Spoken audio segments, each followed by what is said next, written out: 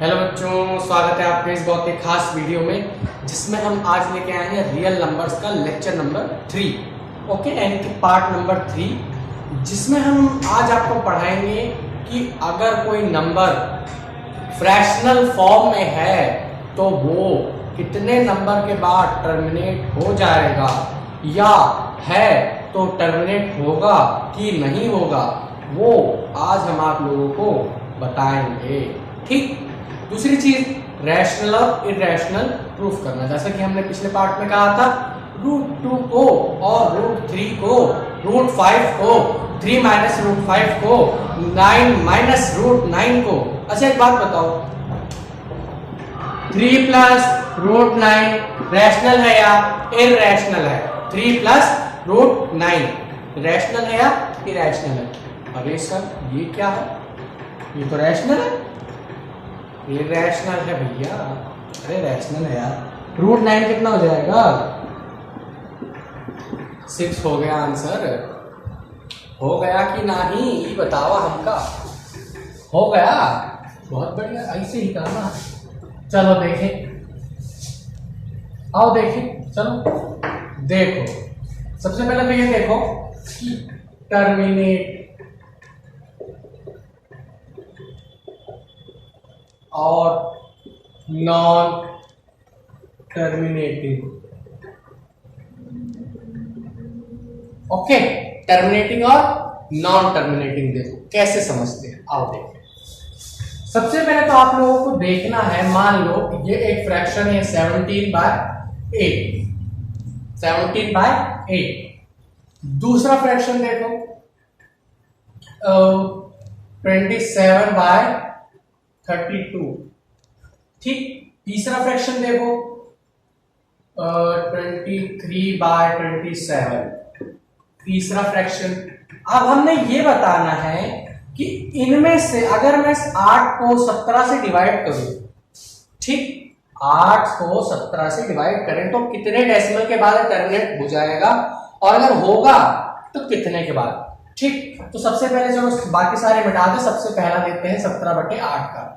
तो सिंपली जब इस तरीके का आपके पास फ्रैक्शन हो तो डिनोमिनेटर का एचसीएफ निकालो, डिनोमिनेटर का एचसीएफ निकालो।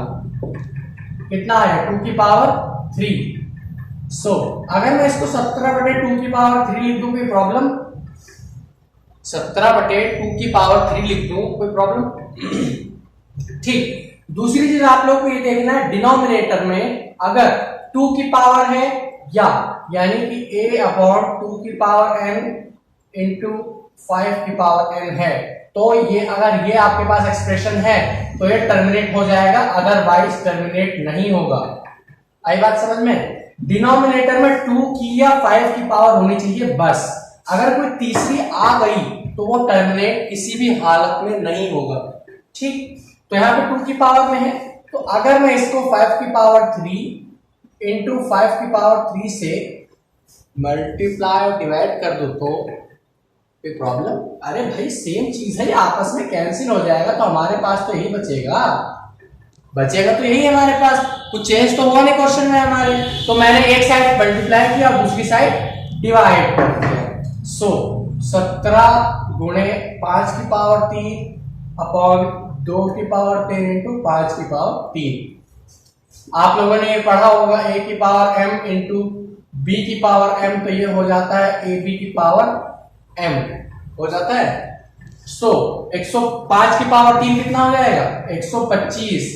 17 से मल्टीप्लाई करेंगे, 7 5 35, हासिल लगे 3, 7 में 14, तो 17 का 7 हासिल लगे 7 एकम 7 और 8, 5 2 1 5 12 9 9 2 11।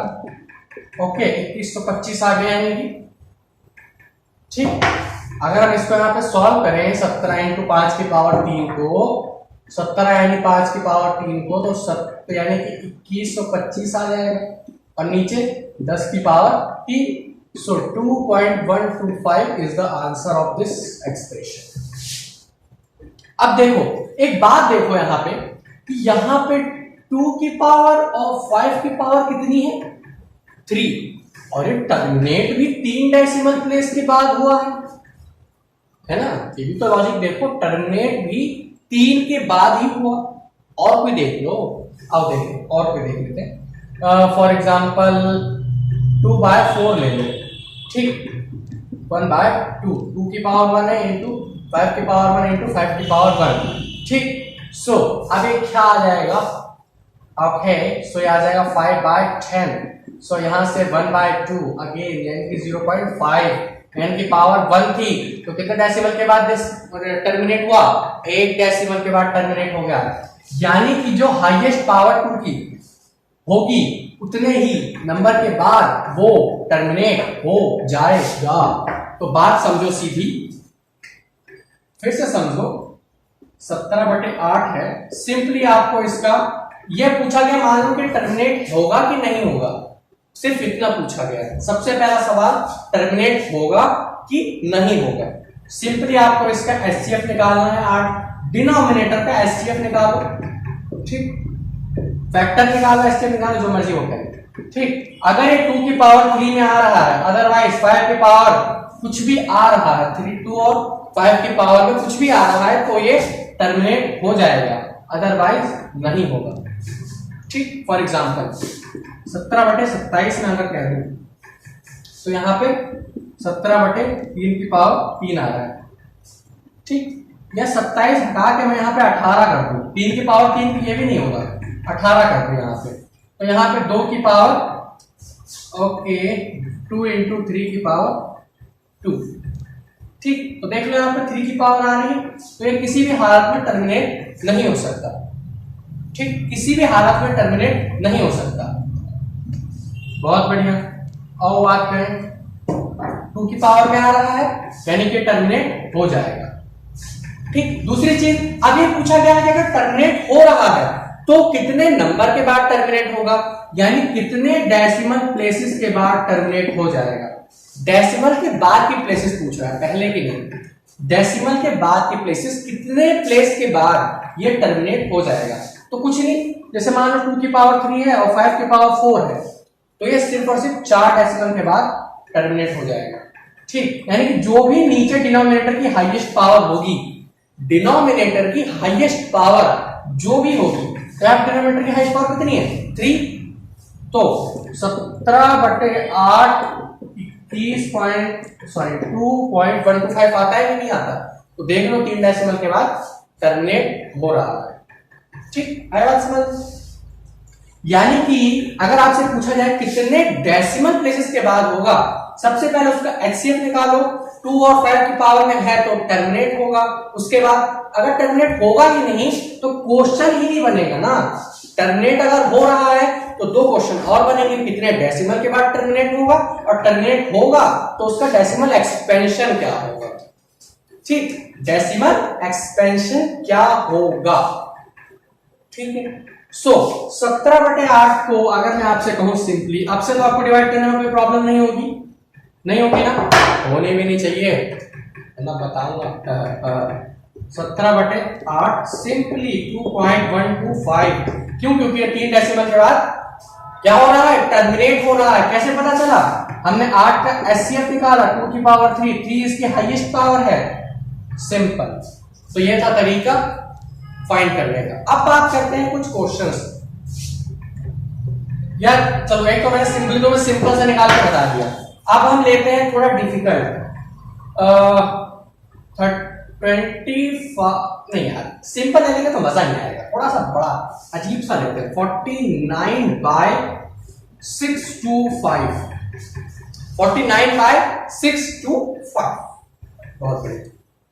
अब देखें 625 को करेंगे, सो सिंपली 5 से जाएगा, 1 2 5 अगेन 5 सो हम लोग देख सकते हैं यहाँ पे 49/5 की पावर 4, ये हमारे पास इसका डेसिमल एक्सपेंशन है, यानी ये 4 डेसिमल पॉइंट्स के बाद टर्मिनेट हो जाएगा। कितने, 4 डेसिमल पॉइंट्स के बाद।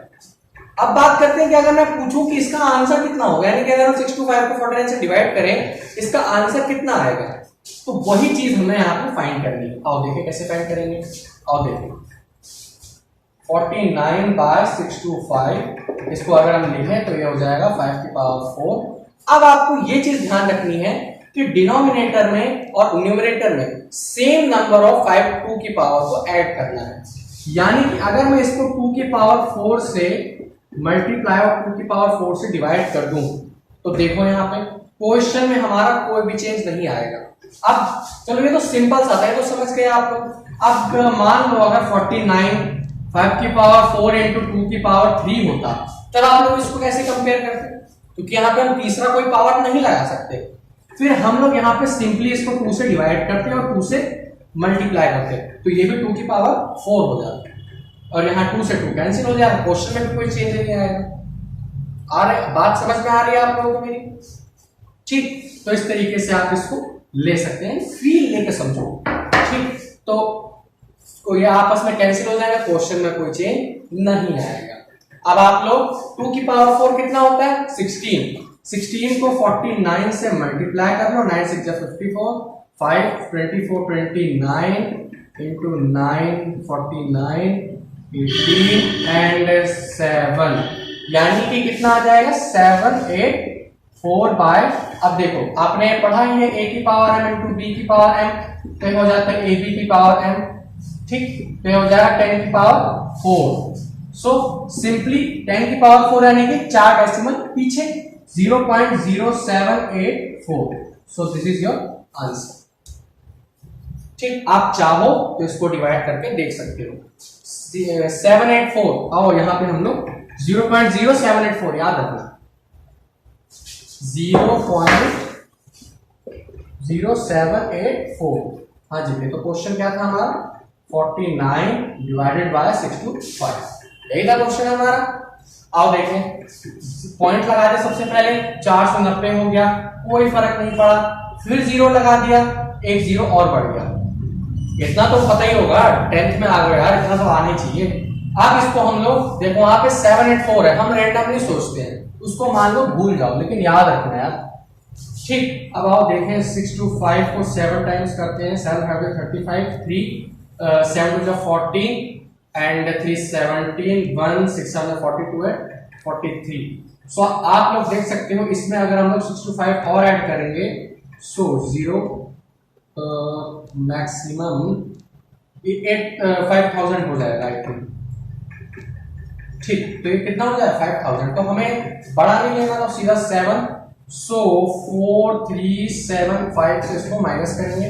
10 में से 5 गया 5, 9 में से 7 का 2, 8 में से 3 का 5। सो इट बिकम एक 0 हमने और लगा दिया, कोई प्रॉब्लम? डेसिमल के बाद नो प्रॉब्लम।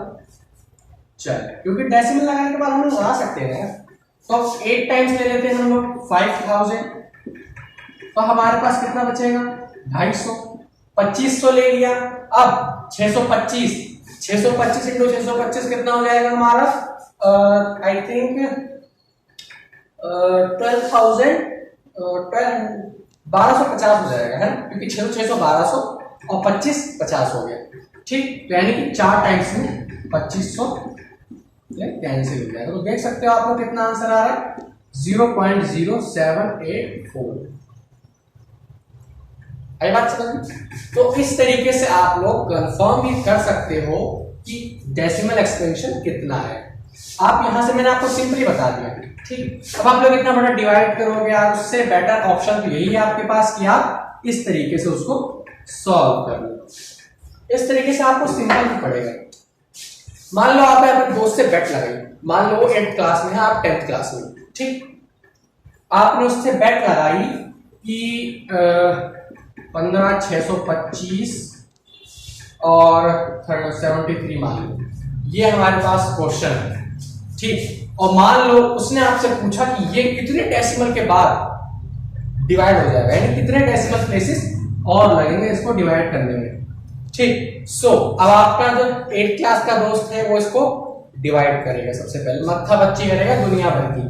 उससे पहले आप लोग सिंपली इसका 15,625 का एलसीएम निकालोगे तो 15,625 5 से करेंगे 3 1 2 5 अगेन 630 12 625 अगेन 1 to 5 25 5 1 यानी कि 5 की पावर 6 यानी कि 73 बाय 5 की पावर 6 इंटू 2 की पावर 6 इंटू 2 की पावर 6। तो सिंपली आपको इतना करने की जरूरत नहीं, ये निकाला बस तुरंत बोल दो कि 6 डेसिमल के बाद ये डिवाइड हो जाएगा। 6 से 7 नहीं हो सकता और 6 से 5 ही नहीं हो सकता। वैसे तो हम लोग मैथमेटिक्स में मात्र 1 2 3 4 5 डेसिमल प्लेसेस तक ही काउंट करते हैं मैक्सिमम केसेस में, ठीक। यहां तक कि जब आप लोग फिजिक्स में वर्नियर कैलिपर और स्क्रू गॉस पढ़ोगे, ठीक, तो वो भी मैक्सिमम 4 to 5 तक ही जाता है। हाँ, डिजिटल जो आजकल के वर्नियर, अरे यार मैं क्यों बता रहा हूँ, डर जाओगे। फिजिक्स की 11th क्लास की फिजिक्स में फर्स्ट चैप्टर में ही आपको वर्नियर कैलिपर और स्क्रू गॉस नाम के 2 इंस्ट्रूमेंट पढ़ने को मिलेंगे, ठीक। उन इंस्ट्रूमेंट में पॉइंट्स में कैलकुलेशन जाती है। जैसे हमारा स्केल होता है उसकी मिनिमम कैलकुलेशन कितनी है 1 सेंटीमीटर, लेकिन वर्नियर कैलिपर की मिनिमम कैलकुलेशन होती है 0.01 सेंटीमीटर, ठीक, 0.01 सेंटीमीटर। वर्नियर कैलिपर की होती है 0.001 सेंटीमीटर यानी कि 0.2 टाइम्स।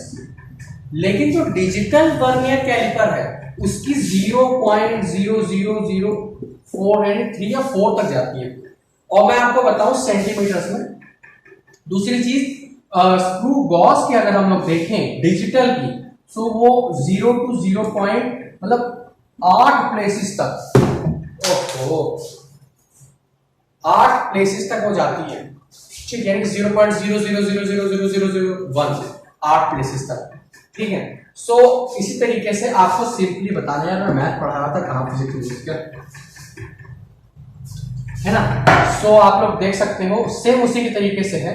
सो मैथमेटिक्स में हम लोग सिर्फ 5 तक जाते हैं, फिजिक्स में हम लोग काफी अंदर तक जाते हैं, नैनोमीटर 10 की पावर -7 नैनोमीटर -8 नैनोमीटर, यहां तक कि यार इलेक्ट्रॉन का जो रेडियस पढ़ोगे ना आप लोग, क्या बताओ मैं आपको, रो दोगे।